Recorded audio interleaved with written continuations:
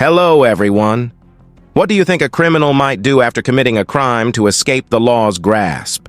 They might flee the country, present misleading evidence, create false witnesses, or fabricate an alibi. If these methods don't seem challenging enough, today's story will heighten your senses to a whole new level.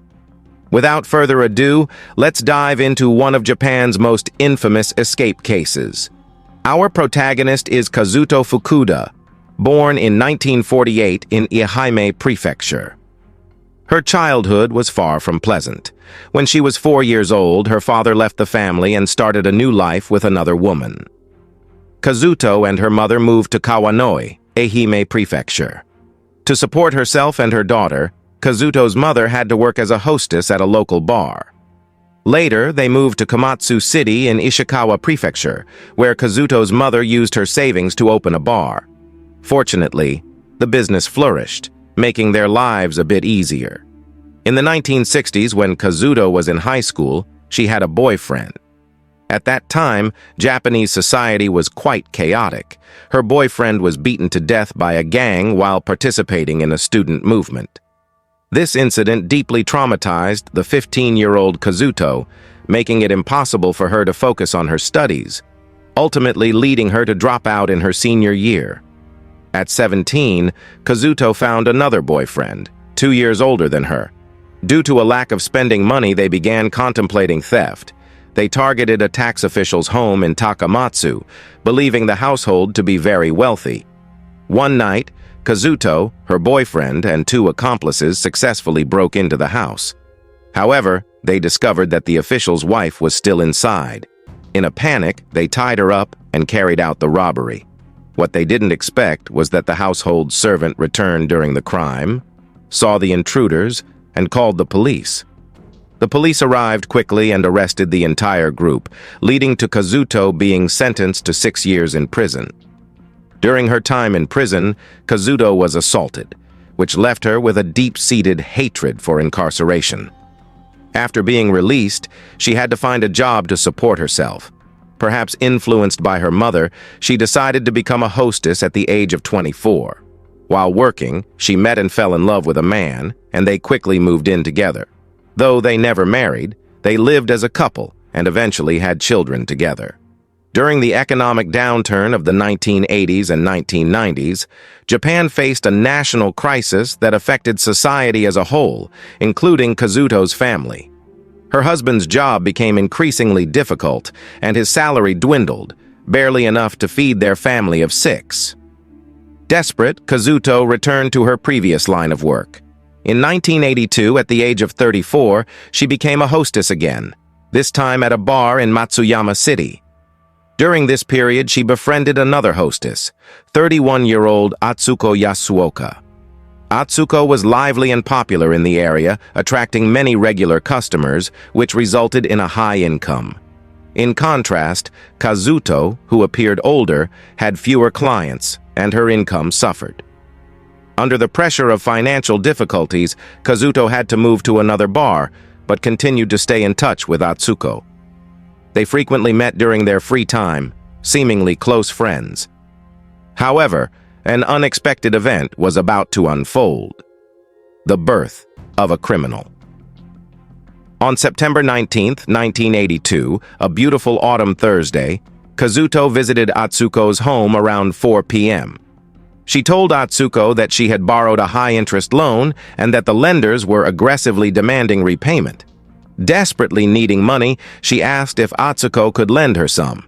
Atsuko, who had plans to open a shop and needed money herself, politely declined Kazuto's request. Kazuto noticed Atsuko's jewelry and designer items, which made her think that Atsuko had money but was unwilling to help her. In a fit of rage, Kazuto grabbed a silk cord and, while Atsuko was off guard, strangled her until she could no longer resist. Kazuto then took Atsuko's money and valuables, estimated at 9.5 million yen, disposed of the body, and fled. 2 days later, Atsuko's colleagues became concerned when she failed to appear. They contacted her family and friends, but no one had any information on her whereabouts. Suspecting something was wrong, the colleagues reported the matter to the Matsuyama police. Upon receiving the report, the police began investigating. They visited Atsuko's home, which showed no obvious signs of a struggle, but her clothes, jewelry, and some other items were missing. It seemed that the perpetrator had targeted her belongings, but it was impossible for someone to steal so many items alone.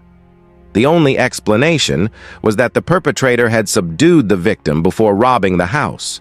The police gathered information from Atsuko's neighbors to see if anything unusual had happened recently.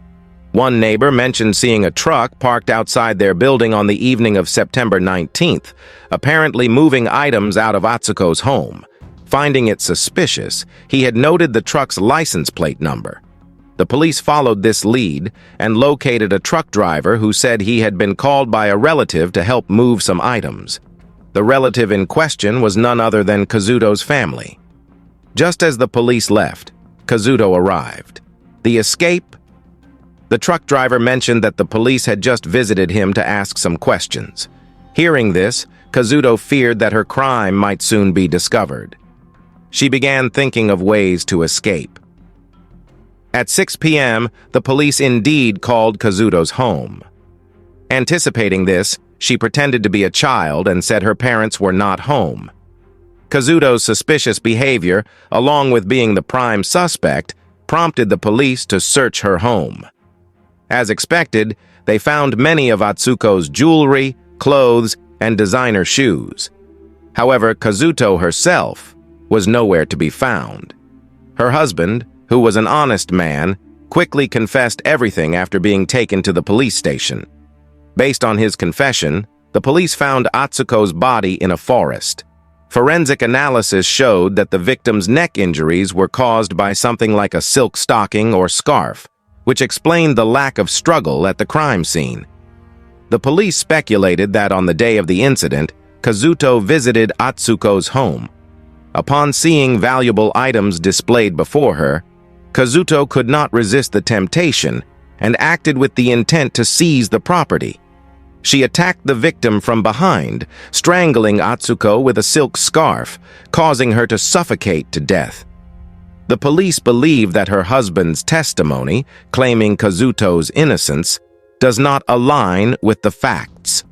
At this time, Kazuto has already fled to avoid her crime, while her husband, who assisted in disposing of the body, will also face punishment. However, since he cooperated by confessing and agreeing to help the police locate Kazuto, he has been temporarily released. The police did not forget to install a bug in his phone, waiting for the trap to be sprung. On August 25th, the first day of Kazuto's escape, she went to a bank in Osaka and successfully withdrew 590,000 yen using Atsuko's savings book and seal. Coupled with the 1 million JPY she carried while fleeing, Kazuto now had around 2 million JPY. The police quickly gathered information and, upon learning that the suspect was lingering in the Osaka area, immediately intensified their investigation there. On August 29th, the fifth day of Kazuto's escape, as expected, she called her husband. The conversation mainly focused on the progress of the police investigation. However, her husband did not mention that the police were already targeting Kazuto, only asking repeatedly where she was and urging her to surrender. But Kazuto was not that easy to deceive. Suspecting that the phone might be tapped, she did not reveal her current location, only telling her husband, "I'm fine, don't worry." Since the call lasted long enough, the police traced it back to a phone booth in Shinjuku, Tokyo. They then launched an investigation in that area, and on August 30th, the sixth day of Kazuto's escape, she visited a hospital in Shinbashi, Tokyo, to undergo double eyelid surgery. Not even waiting for the wound to heal, she then went to another hospital in Yokohama for a nose job. Afterward, she returned to a hospital in Osaka to reshape her lips. Kazuto divided these 3 surgeries among 3 different hospitals, intending to make it difficult for any single hospital to recognize her true appearance, thus hindering the police investigation.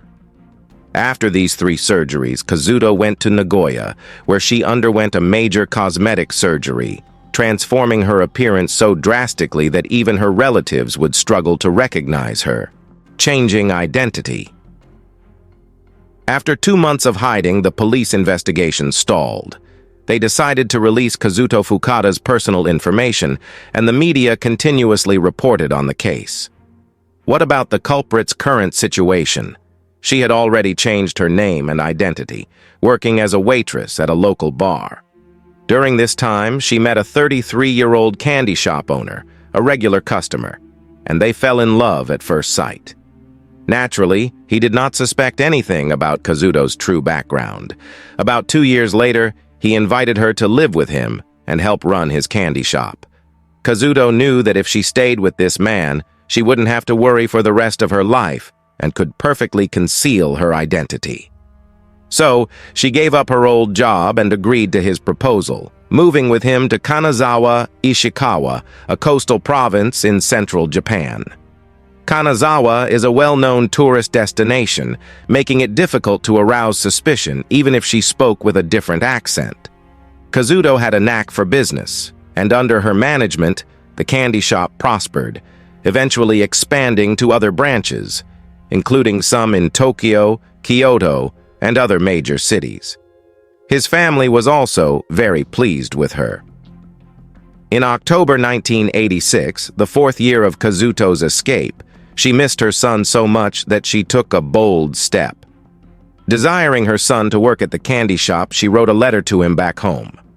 Upon receiving the letter, her son was delighted and agreed to come to Kanazawa. As per his mother's request, he was not to reveal her true identity to anyone. Kazuto introduced her son as a distant relative coming to work with them, and naturally, no one suspected anything but rather felt quite pleased. Kazuto, too, was happy to see her son every day. Signs of suspicion. As time went by, Murayama, feeling guilty that they had lived together for so long without officially being recognized as husband and wife, proposed marriage to Kazuto. Kazuto knew that doing so would require presenting identification, which would inevitably reveal her as a wanted criminal.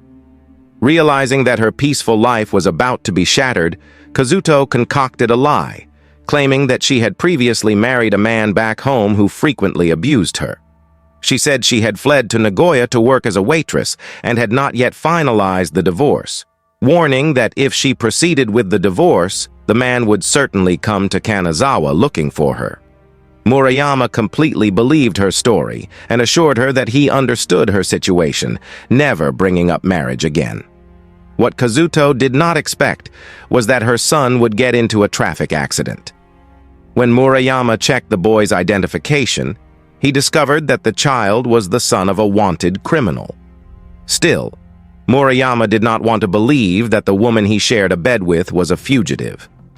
In the 6th year of their escape, Kazuto attended a family gathering of Murayama's, and his sister began to suspect that this woman might be the wanted criminal Kazuto often mentioned on TV. However, she did not expose her suspicions right away, but asked Kazuto to come over the next day. Kazuto immediately realized that her cover was blown and found an excuse, claiming she had to attend a friend's funeral the next day and would be unable to make it. Murayama's sister became even more convinced of her theory and reported it to the local police. At 5:30 p.m. the following day, Kanazawa police arrived at the house and asked a woman if Mrs. Murayama was home. The woman confidently said she had just returned.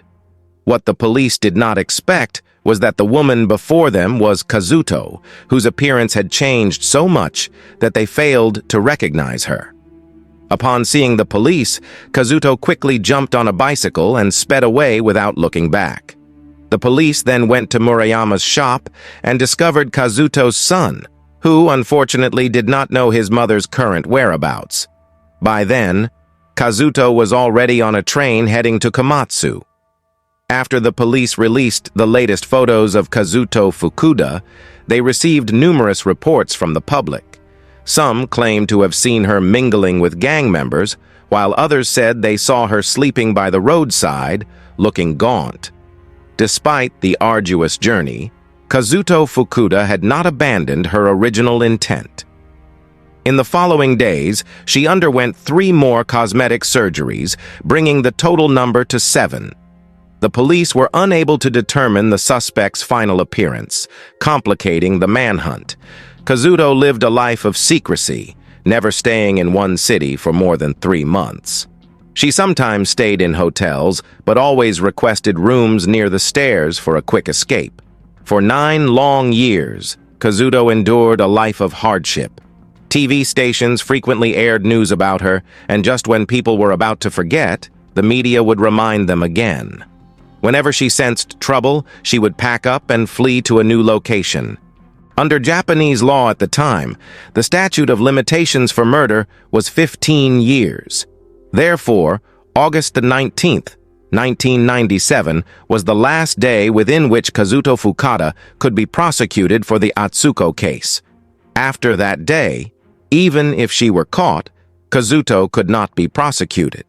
With only a few days remaining until the statute of limitations expired, Kazuto was on the brink of escaping the clutches of the law.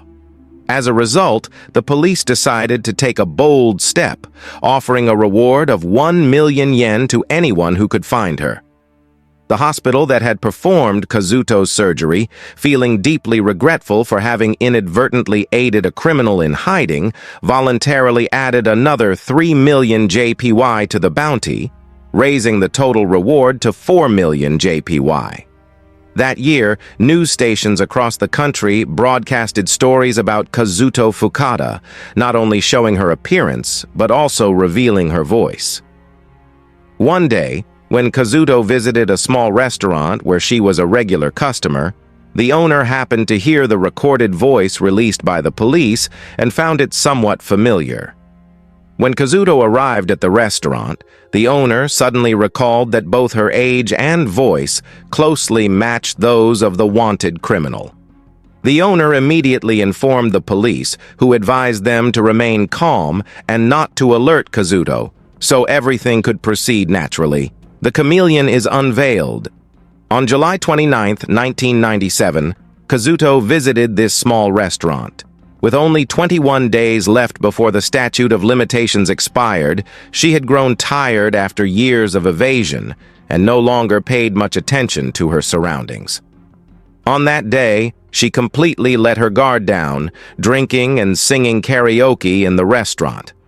While she was distracted, the owner discreetly took the glass Kazuto had used and called the police. However, when the owner turned back, Kazuto was already standing there, asking if they were suspicious of her. Fortunately, the owner calmly smiled and replied that if they did so, they would feel very guilty. At that moment, the police were already outside the restaurant, waiting. Not long after, as Kazuto stepped outside, the police moved in to arrest her. Kazuto, however, nonchalantly presented her driver's license and claimed her name was Nakamura Manako. But faced with overwhelming evidence, she finally bowed her head in defeat.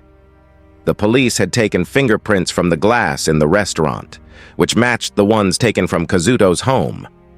Her voice also matched the phone recordings from years ago. At that point, Kazuto could no longer deny that she was the person who had been on the run for 15 years. According to investigations, during her time on the run, Kazuto used more than 20 aliases and hid all over the country. At 2 p.m. on August 18, 1997, the Komatsu Prefecture Police prepared documents throughout the night to send to the prosecutor's office where the crime had occurred. The indictment was quickly delivered to the court, with only 11 hours left before the statute of limitations expired. In May 1999, the city of Matsuyama in Ehime Prefecture held Kazuto Fukuda's trial. The court found her guilty of intentional murder and sentenced her to life imprisonment. Of course, Kazuto appealed the verdict, but in November 2003, the Supreme Court rejected her appeal. On December 27, 2005, while working in the prison, Kazuto suddenly collapsed, suffering from a stroke and subarachnoid hemorrhage. 11 days later, Kazuto Fukuda passed away due to worsening health conditions. While sorting through her belongings, Kazuto's son found some notes his mother had written. "I have always been a weak woman, needing to rely on men to continue living. I also long to get married, have children, and have a happy family. That is something beautiful. But in the end, I had nothing, not even a true love." Kazuto's life from birth was a tragedy, devoid of love, imprisoned in her youth, tormented by the Yakuza and spending most of her life on the run. However, in the end, a life for a life. Being pitiful doesn't mean one escapes justice. The law is clear, and those who commit crimes must be held accountable. There is no escaping the long arm of the law. So the case of Kazuto Fukada has finally come to an end. She could be compared to a chameleon, ever-changing in appearance, but perhaps the innate human desire for freedom remained unchanged until the end. Perhaps in a way, death was a form of release for a soul long shattered. But what do you think about this case? Let us know in the comments. And don't forget to like and hit the notification bell to receive updates on our latest videos. Goodbye, and see you next time.